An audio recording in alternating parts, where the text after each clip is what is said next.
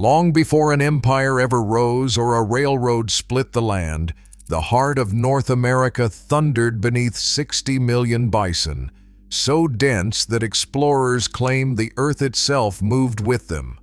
But only a handful survive today. To understand how a creature that built the very prairie could nearly vanish overnight, you have to journey back not just centuries, but tens of thousands of years, to a giant ancestor that dwarfed anything alive now. What happened to the sea of brown that once darkened the horizon, and why does their fate still shape the continent's future? During the last ice age, the North American plains belonged to giants. Ancestral bison, known as Bison latifrons, roamed from Alaska to what is now Texas. These creatures towered 8 feet at the shoulder, taller than any man, and their horns stretched 7 feet wide, sweeping out like the handlebars of some ancient machine. Fossil beds in the Yukon and the Dakotas reveal bones as thick as fence posts, skulls that could cradle a child. Paleontologists describe them as the largest horned mammals ever to walk this continent, weighing over 2,000 pounds, built for a world of mammoths and dire wolves. The journey began across the Bering Land Bridge when herds pushed out of Siberia and into a land of endless grass. The cold, open steppe favored size and strength.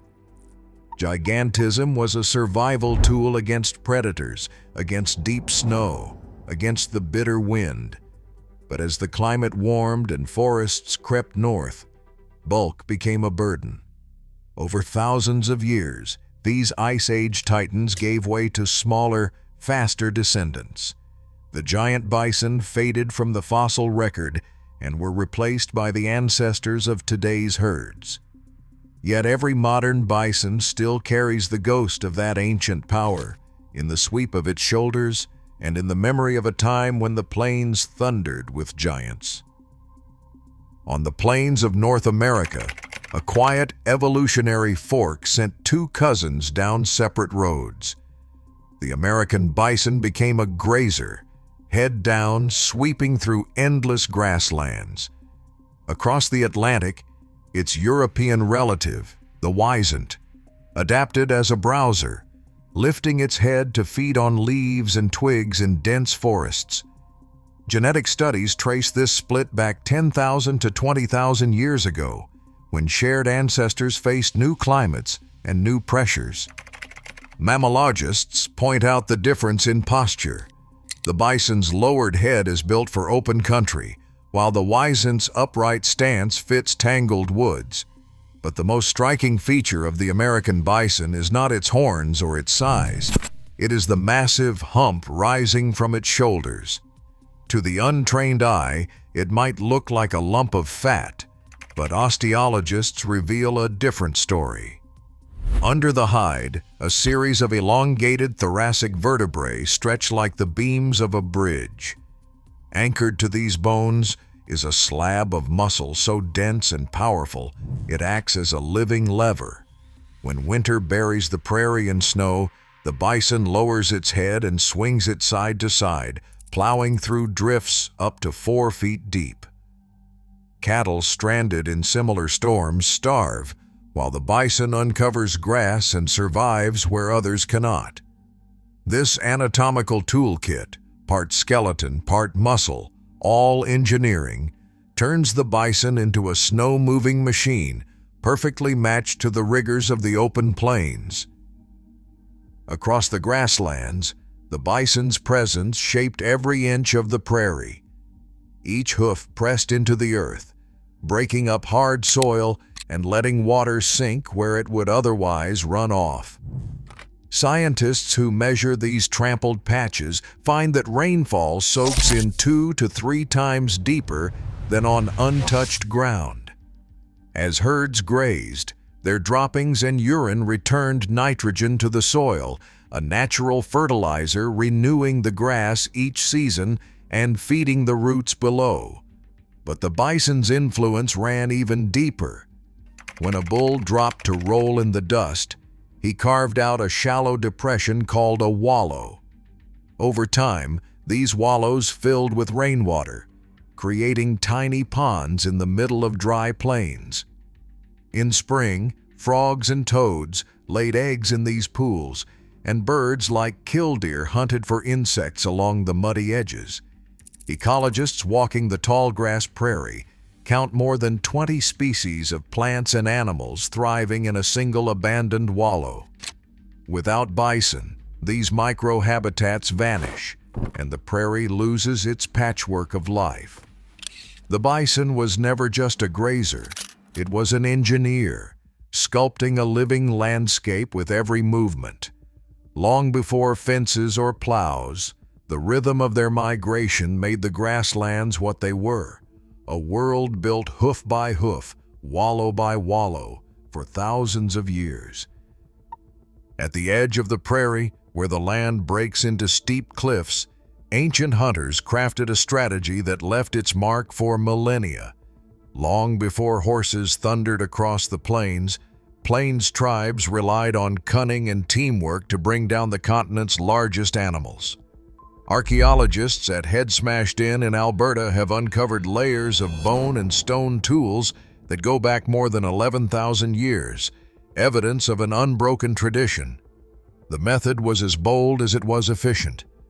Runners cloaked in wolf hides crept close to the herd and triggered panic. The bison, sensing a predator, surged forward in a stampede, funneled by lines of stone cairns and shouting hunters toward a deadly drop. Over the edge they went, tumbling onto the rocks below. The scale of these jumps was staggering. At some sites, the ground is packed with the remains of thousands of animals, each layer telling the story of a successful drive. Every part of the bison was used, meat stripped and dried, hides prepared for shelter and clothing, bones shaped into tools. This was not random slaughter. It was organized, communal, and sustainable, a testament to the skill and cooperation of people who understood both the land and the animals they depended on. On the open prairie, survival depended on more than the hunt. After a successful drive, families gathered to transform fresh bison meat into a food that could outlast the seasons. Strips of lean muscle were hung to dry in the sun, then pounded together with rendered fat and wild berries. This was pemmican, a dense, high-calorie mixture that packed 3,500 calories per pound and could last for years without spoiling. Elders taught the technique from childhood, knowing that a single sack of pemmican could feed a traveler for weeks. Traders and explorers soon learned its value, relying on pemmican as the original energy bar of the plains. Fur trade records from the Red River and Missouri show pemmican moving in bulk, hundreds of pounds at a time, traded for goods or carried on long journeys. In a world without refrigeration or canning, this simple invention fueled migration, diplomacy, and survival. The bison's gift was more than meat. It was mobility, security, and connection, carried in every bundle of pemmican that crossed the grasslands. Everything changed on the plains after the summer of 1680. That year, the Pueblo Revolt drove Spanish settlers out of New Mexico, and in their hurried retreat, hundreds of horses were left behind. These animals slipped into the wild and multiplied across the grasslands. Within a generation, tribes like the Comanche, Lakota, and Cheyenne mastered horsemanship, reshaping the balance of power on the prairie. Young riders, raised in the saddle, could follow the herds at speed, matching the bison's pace and weaving through the stampede with practiced ease. The hunt became a test of skill, not just endurance.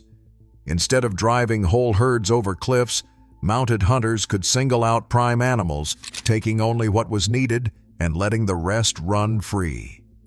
Spanish chroniclers reported warriors who could shoot arrows from beneath a galloping horse's neck, guiding the animal with just their knees. The arrival of the horse did more than increase hunting efficiency. It created a new way of life. The Plains tribes became renowned as the world's finest light cavalry, their culture and survival bound to the rhythm of the bison and the speed of their horses. By the early 1800s, a new kind of commerce threaded its way across the frozen grasslands. French and Métis traders, moving by canoe and Red River cart, sought out winter bison hides, the thick, soft pelts known as buffalo robes. Unlike later markets that demanded endless slaughter, this trade depended on the natural rhythm of the seasons. Only hides taken in the heart of winter, when the fur was at its richest, held real value. Plains tribes, already skilled at preserving meat and tanning hides, became partners in this exchange. Fur trade ledgers from the 1830s record shipments of nearly 100,000 robes a year, bundled and stacked for river transport to St. Louis and beyond. A robe could fetch $2 to $5, enough to buy iron tools or bright cloth. Historians studying these records note that the trade rarely threatened the herds. Most animals were harvested from natural winter kills or selective hunts, and the demand never outpaced the land's ability to recover. For decades, the robe trade stood as a rare balance, an economy built on respect for the cycles of the prairie, not its destruction. In the dining rooms of New York and Boston, the bison's tongue became a status symbol. Menus from the 1850s list the item buffalo tongue, cold alongside turtle soup and oysters, priced at a premium. Waiters carried silver trays bearing 2-pound delicacies, each one carved from an animal that outweighed a horse. The rest of the carcass, nearly a ton of meat, hide, and bone, was left to rot in the prairie sun.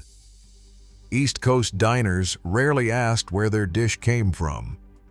In the ledgers of upscale restaurants, hundreds of tongues were ordered each season, while the plains behind the supply chain grew littered with skulls and rib cages. As factories multiplied in the cities, another appetite emerged. It would prove even more destructive.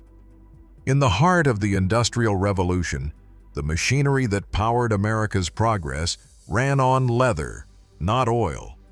Steam engines demanded belts that could withstand relentless motion and heat. Bison hide, discovered to be tougher and more elastic than cow leather, became the gold standard in the industry. Tannery records from Boston and Chicago show a surge in orders between 1872 and 1874, with the Baker and Boston belting companies buying up every hide they could get. A single bison hide could be cut into 50 feet of industrial belting, enough to drive the gears of a textile mill or a grain elevator. Factory accountants penciled in the numbers: one hide, $5 profit. One hunter, $100 a week, more than most men made in a month of farm labor. The effect rippled outward. What began as a seasonal trade for thick winter robes became a year-round hunt for hides of any quality. Hunters no longer waited for the cold months or the natural cycles of the herd. Every animal was now valuable, whether its fur was prime or patchy, its body young or old. Railroads slashed freight costs, linking kill sites in Texas and Kansas to tanneries in the East. Market bulletins in the Dodge City Times advertised prime dry buffalo hides at record prices, urging newcomers to join the rush. The bison was recast as raw material, its value measured not in sustenance or shelter, but in inches of leather and pounds of meat left to spoil. Urban social historians trace the change in city life through these records: menus, factory orders, shipping manifests, each one a snapshot of a society that prized luxury and industry over the slow renewal of the land. Industrial economists call it a multiplier effect. The more the market paid, the faster the herds disappeared, and the more the plains emptied out. The waste was no accident. It was the logical outcome of a system that rewarded excess and looked away from the cost.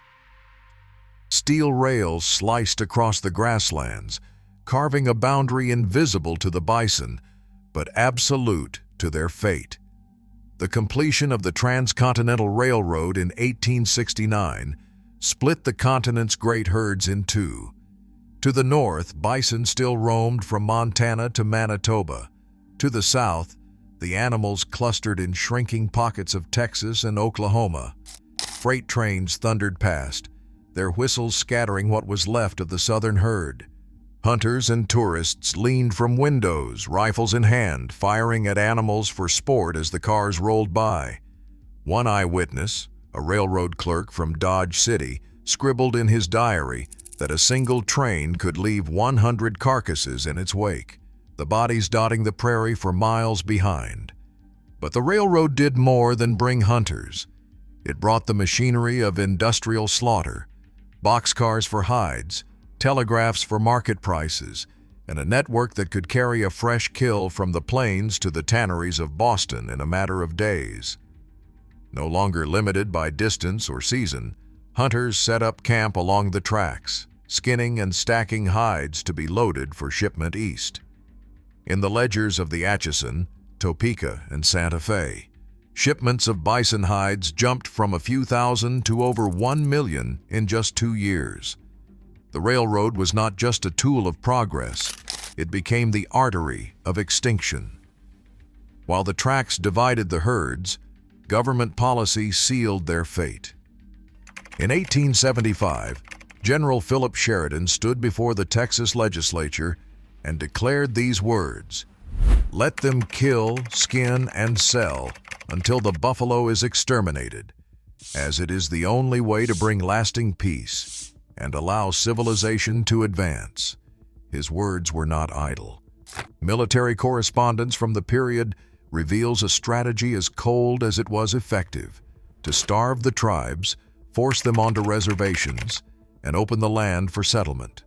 A military historian reviewing these documents notes that Sheridan's approach was never formalized as an order, but it was followed with ruthless consistency. Ammunition was easy to obtain, and hunters found support from officers who looked the other way.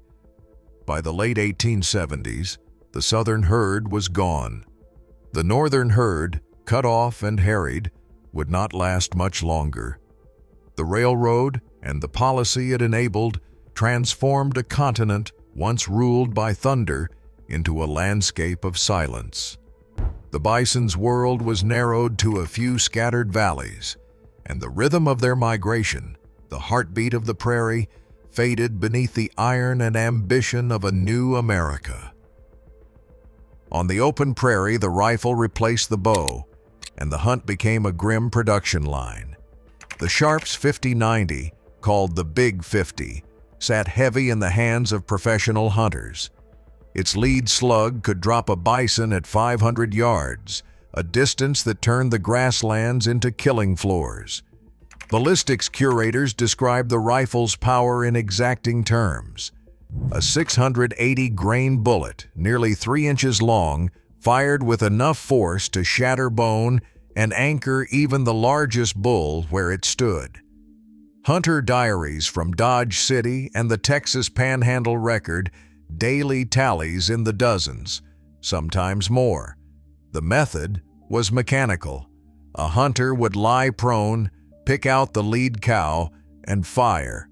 When she fell, the herd did not scatter. Instead, they circled around her, confused or protective, bellowing in low tones. This instinct, so different from deer or antelope, became their undoing. Hunters exploited the loyalty.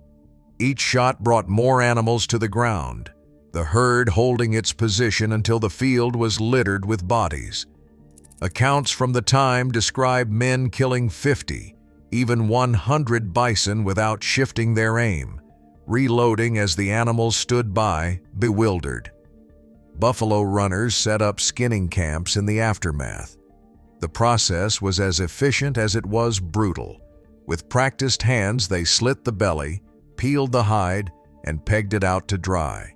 The rest, meat, bones, sinew, was left to rot. One ballistics expert called the work industrial, not personal. The hides were stacked, counted, and loaded onto wagons bound for the railheads. Each hide meant dollars in a ledger, each carcass a step closer to silence. William Buffalo Bill Cody became the era's most famous name. Hired by the Kansas Pacific Railroad, he killed over 4,000 bison to feed construction crews. His reputation grew with each tally, but as the herds vanished, Cody's view changed. A Cody scholar points to his later years when he paraded bison in his Wild West show, using the last survivors as living warnings. He became their advocate because he saw what was lost. When the hides were gone, a new market emerged. Settlers and scavengers combed the prairie for bones, the only riches left. Bleached white in the sun, skeletons stretched for miles, ribs, skulls, vertebrae tangled in the grass. Rail depots in Dodge City and Abilene shipped millions of tons eastward. Manifests list the cargo as fertilizer, bone china, glue. The prairie, once alive with thunder, now echoed with emptiness. By the 1880s, the bison was a memory, and the land was stripped to its bones. By 1889, the grasslands that once echoed with millions of hooves had fallen silent. William Hornaday, a zoologist at the Smithsonian, set out to count what remained. His census became a ledger of loss. Scouring records, writing letters to ranchers, park wardens, and scattered hunters, Hornaday tallied every wild bison he could find in the United States. The final number was unthinkable, just 325 animals.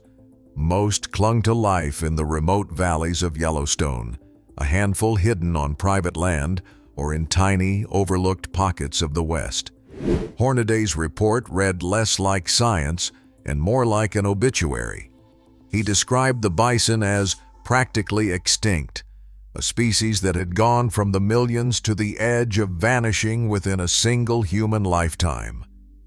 The official Smithsonian census, stamped and filed in Washington, told the world that the American bison, once the very symbol of the continent, now survived only as scattered shadows. For the first time, the possibility of total extinction was not just a fear, but a fact on paper. The bison's fate, once tied to the endless prairie, now rested in the hands of a few determined people and the thin hope that the story was not yet over.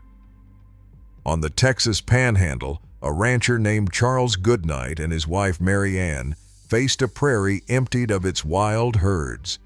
In 1878, Mary Ann pressed Charles to rescue a handful of orphaned bison calves she spotted while riding the range. Her letters from that year, still preserved in local archives, speak of a mix of pity and resolve. She wrote, "God pity the calves, we'll raise them." The Goodnights gathered the survivors on their J.A. ranch, bottle-feeding them through harsh winters, building pens from scratch, and tracking each animal in a battered ledger. By 1887, only 16 had survived, but those few carried the last hope for the southern bison bloodline, a living thread connecting the vanished herds to the future. Far to the north, on the Flathead Reservation in Montana, Michelle Pablo and Charles Allard took a different approach. They spent years collecting stray animals from the valleys and badlands, building a herd that would eventually number in the hundreds. Reservation records show how the two men negotiated with neighbors and tribal leaders, sometimes walking bison for days to join them with the growing band. When the U.S. government opened the reservation to settlement in the early 1900s, Pablo faced a hard decision. He sold most of his herd to Canada. They traveled 600 miles on foot to become the foundation of Wood Buffalo National Park, the largest bison sanctuary in the world. Through private grit and quiet persistence, these scattered efforts kept the species alive when extinction seemed certain. In 1907, a new chapter began for the bison, not on the open prairie, but on a railway platform in New York.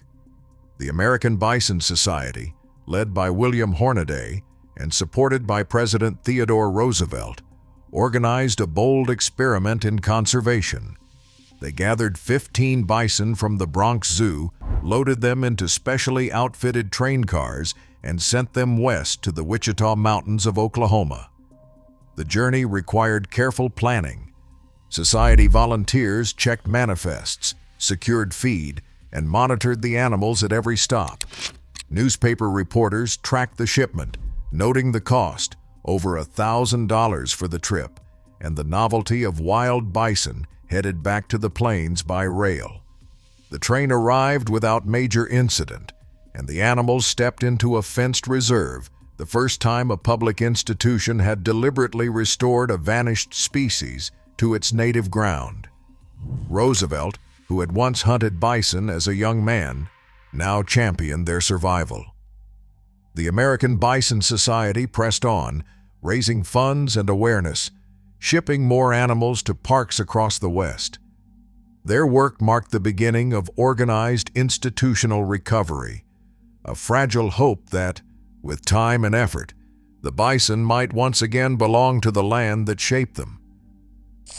In the quiet aftermath of near extinction, the American bison faced a new, invisible genetic threat, one written in their DNA. During the early 1900s, as ranchers scrambled to rebuild herds, some turned to hybrid experiments. They bred bison with domestic cattle, hoping to create hardier livestock. The result was the catalo, a cross that never quite lived up to its promise in the marketplace. But the genetic traces lingered. Decades later, conservation geneticists began to test the bloodlines of surviving herds. Their findings surprised even the most seasoned experts. Almost every bison population in North America, from Yellowstone to the Texas Panhandle, carries small fragments of cattle DNA, sometimes as little as 1%, sometimes more. Only a handful of herds, like those at Wind Cave in South Dakota and Elk Island in Canada, show no sign of this contamination. The quest for purity has become a scientific puzzle, with researchers using advanced genomic tools to map the tangled legacy of the bottleneck years. For those working to restore the species, the question is no longer just about numbers. It is about what it means to be a bison, and how much of the past can ever truly be recovered. Every spring, the grasslands flicker with flashes of orange. Bison calves, known as red dogs, arrive in a rush, their coats bright as wildflowers against the faded prairie. This color is not just for show. Wildlife biologists explain that the orange hue helps the calves blend with last year's dry grass, hiding them from prowling predators. Life in a bison herd is shaped by the wisdom of its oldest cows. Matriarchs lead the group to water and fresh grass, teaching the young when to move and when to rest. National Park Service veterinarians watch for signs of trouble, especially in Yellowstone, where another challenge lurks. Bison here can carry brucellosis, a disease that causes pregnant cows to miscarry. Montana ranchers worry about the risk to their cattle, even though decades of monitoring have never confirmed a single case of wild bison infecting local herds. The debate has grown heated. Livestock agents sometimes shoot wandering bison at the park boundary, citing disease control. Park scientists argue for coexistence, pointing to the lack of transmission and the need to let wild herds roam. Between the newborn calves and the policy battles, the bison's future now depends as much on human decisions as on the instincts that have guided them for millennia. On a ranch in Montana, a new era for bison began with a business deal and a vision for restoration. Ted Turner, known for his media empire, quietly assembled more than 2 million acres of land and filled it with bison, 50,000 strong, more than existed in the wild a century ago. Managers at Turner Ranches treat bison as both a conservation story and a commercial venture. Bison burgers now appear on restaurant menus from New York to Los Angeles, creating a market that rewards the survival of the species. Today, over 500,000 bison live in North America, but nearly 90% are managed for private profit. Meanwhile, a different movement has taken shape across tribal lands. The Intertribal Buffalo Council, representing more than 70 nations, has transferred over 20,000 bison back to indigenous communities. For leaders in ITBC, the goal is not just food security, but the return of a sacred animal, restoring ceremonies, language, and connection that were nearly lost. Two paths now run side by side, one driven by economics, the other by healing. Both have brought the bison back from the edge, but the question of who owns the future of the herds remains open. Today, every bison on the plains carries a mark of human intervention, whether genetic, political, or cultural. As their numbers rise, so do the stakes. Wildness and domestication now collide on every acre. The future of the bison is not about restoring a vanished past, but about choosing what survives with us. In saving them, we're deciding what kind of Americans we want to be. Share your thoughts below. What should their legacy become?